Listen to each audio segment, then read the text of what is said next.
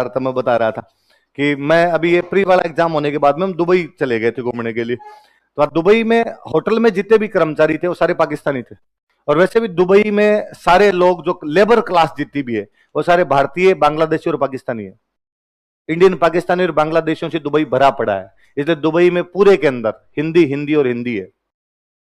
आप जब कोई टैक्सी में बैठते हो तो सारे ड्राइवर, ज्यादातर ड्राइवर तो पाकिस्तानी मिलेंगे, या कुछ ड्राइवर आपको बांग्लादेशी मिल जाएंगे, या कुछ ड्राइवर क्या मिल जाएंगे, इंडियन मिल जाएंगे। इसलिए आप जैसे गाड़ी के अंदर बैठे आत्मात गाने सुनाई दे रहे हैं, दीदी तेरा देवर दीवाना, है ना।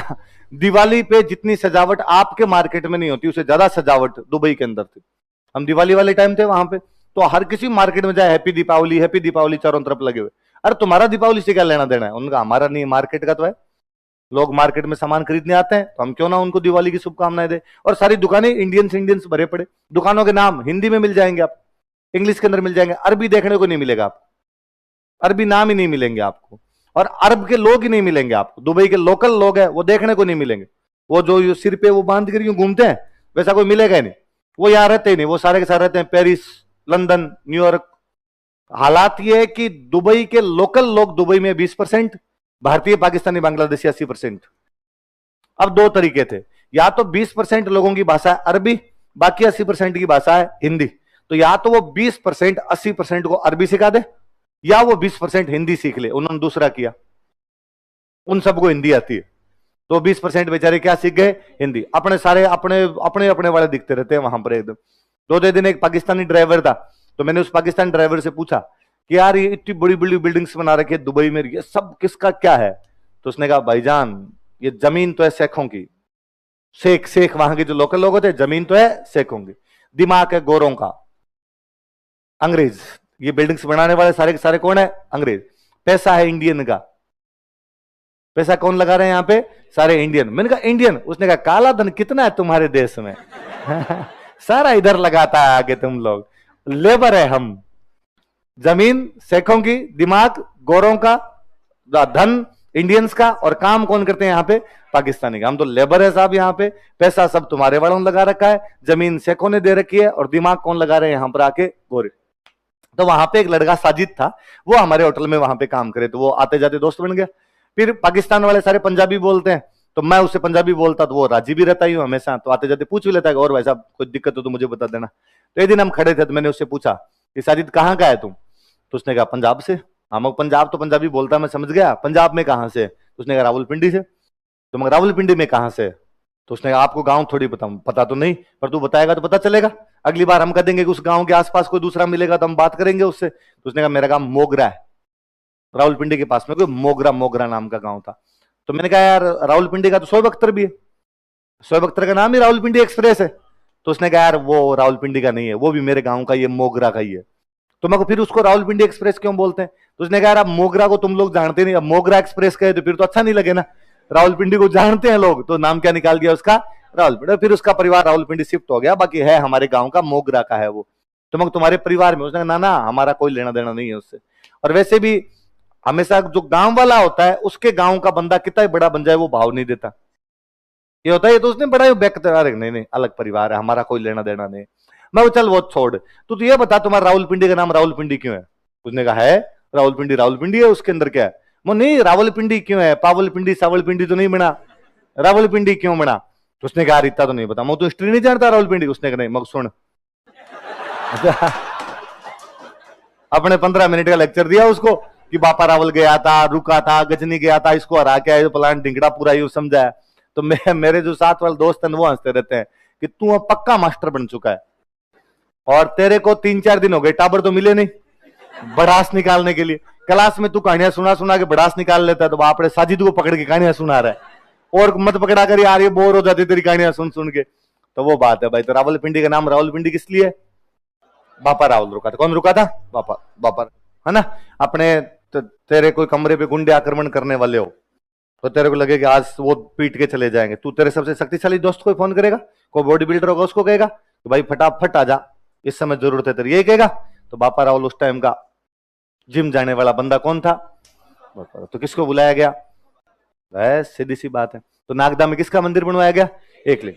अच्छा, अपने यहां भारत में एक राजाओं का व्यवहार था, एक ट्रेंड था अपने यहाँ पे भारत में राजा नहीं, हर कोई आदमी कभी भी किसी भी बात के लिए खुद को क्रेडिट नहीं देता। हम हर अच्छी बात का क्रेडिट, बुरी बात का क्रेडिट भी अपने हाथ में खुद कुछ भी रखना। अच्छा हुआ तो भगवान की दया, बुरा हुआ है ना कि पापा के बिजनेस बहुत अच्छा चल रहा है और किसी ने पापा को आका कहा, अरे आजकल तो क्या जोरदार बिजनेस चल रहा है, बड़ी शानदार मेहनत कर रहे हो, और पापा कह रहे सांवरिये की दया है सारी की सारी, है ना, ऊपर वाले की कृपा है, इसमें अपना कुछ भी लेना देना।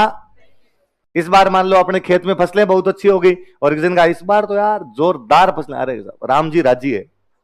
आप ये थोड़ी कहते हो कि हाँ इस कठोर मेहनत की बदौलत हमने ये फसलें प्राप्त की, नहीं कहता ना कोई अभी आदमी। अच्छा आपका सिलेक्शन हो जाएगा, आपकी मान लो फर्स्ट रैंक आ गई, आपकी सेकंड रैंक आ गई, और आपके पास पत्रकार है कि आपकी इस घनघोर सफलता पर आपका क्या कहना है, और आप कहोगे है ना, ये सीरियस होके बोलता है बंदा ना, उस टाइम अंदर तो खुशियां लड्डू फूट रहे हैं, अंदर तो आपको लगता है कि घाबे उतार के नाचूं मैं आज मैं ऊपर आसमान नीचे, आज मेरी सेकंड रैंक आई है, नागो जाऊं मैं आपको ये लगता है नाचूंगा चारों तरफ जा जाएगी यूं, लेकिन वहां पत्रकारों के सामने आप सीरियस होते गला वला ठीक करते हो, थोड़ा सा पानी पीते हो, धीरे धीरे आराम से फिर कहते हो हाँ जहां तक इस सफलता का सवाल ये मेरे माता पिता के आशीर्वाद तथा भगवान की दया है ना, यही कहते हो आप। ये थोड़ी कहते हो कि 16-16 घंटे माथा फोड़ा था तब आई है रैंक, आई ना समझ में, 3 बजे की क्लास में भी 2 बजे जा के बैठ जाया करता था, नहीं कहते ना आप कि मैंने इतने रजिस्टर भर दिए थे, इतने पेन खराब कर दिए थे, इतनी रातों तक पढ़ा था ना, ऐसा कुछ ही नहीं कहते। आप कहते हो सब कुछ किसका है।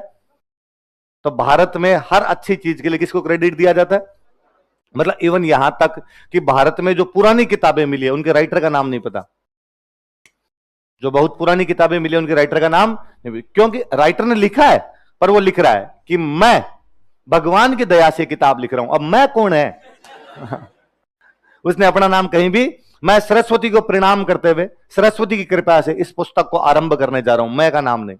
पुरानी जितनी पेंटिंग्स है उनमें पेंटर का नाम नहीं, नीचे केवल लिखा हुआ सरस्वती पूजक, एक सरस्वती मां को मानने वाले ने और ये आपकी पेंटिंग बना दी है। तो आप सारी आरतियां सुनो, अपने जितनी भगवान की आरती की वो आरती सुनो, उन आरती के अंदर भक्त खुद को क्या बता रहा है, मैं मूर्ख खलकामी, मैं ढोट हूं एकदम, मैं भूंगल हूं, मैं गधा हूं गधा। खल खल का मतलब गधा होता है यार, आप सारे आरती बोलते हो मैं मूर्ख खल कामी, कि मैं खल हूं गधा हूं और मेरे में किसी प्रकार की बुद्धि नहीं है। हे वीणा वादिनी, हे मां सरस्वती, जो तू देगी उतना मैं प्राप्त करूंगा, इसलिए इस मूर्ख व्यक्ति को थोड़ा बहुत विद्या देने का प्रयास कर। यही है सारी की सारी आरतियों के अंदर ये लिखा हुआ है। तो भारत में कोई भी बंदा अच्छे काम या बुरे काम के लिए खुद पर क्रेडिट नहीं देता, सारे क्रेडिट किसको दिए जाते हैं, भगवान को क्रेडिट दिए जाते हैं। इवन अपने तो यहां पे किसी के टाबर खूब सारे हो तो ये पूछ लेगा अरे 10 आपके, ऐसा तो तब कोई कहे कि ना इसमें भगवान का कोई हाथ नहीं है। बायोलॉजी नाम की चीज होती है इस दुनिया में, है ना, और ये पूरा आपका नहीं नहीं सांवरा है ऊपर करवाने वाला जो है वो है। कोई मर जाए किसी की डेथ हो जाए तो भी यूं जाके बैठ के कहते नहीं अपने हाथ में क्या है ना, ऊपर वाला है जो भी करने वाला। तो भारत में कोई भी राजा कभी भी खुद को राजा नहीं बताते थे और ये कहते थे राजा भगवान है। राजा कौन है, हम प्रधानमंत्री हैं, हम आगे काम करने वाले हैं, कि राजा तो वो है, हम तो उसके काम करने वाले लोग हैं। और अपने यहाँ पे प्रधानमंत्री को बोलते थे दीवान, क्या बोलते थे, तो अपने राजा हमेशा खुद को दीवान बताते। क्या बताते कि मेवाड़ के राजा को जाके कोई पूछ ले कि साहब आप मेवाड़ के राजा, अरे अरे क्या बात कर दी यार, हम कहां राजा बन सकते हैं, इतनी औकात का आदमी की हम राजा बने। तो राजा कौन है साहब, राजा एकलिंग जी है। राजा कौन है, स्वयं भगवान एकलिंग मेवाड़ पे राज कर रहे हैं। तो तुम कौन हो, तो मैं दीवान हूं साहब, काम का संभालने के लिए रखा हुआ। कोई जाके पूछता है सिरोही के राजा से कि आप तो पक्के यहां के राजा, नहीं नहीं तो राजा सारणेश्वर भगवान है। राजा कौन है, तो तुम कौन हो, मैं उनका दीवान हूं। कोई पूछता बीकानेर के राजा से जाके पूछते आप तो मुझे पक्के राजा दिख रहे हो, नहीं साहब लक्ष्मीनाथ जी है। राजा कौन है, लक्ष्मी। जयपुर वाले कहते गोविंद देव जी राजा है, हम राजा।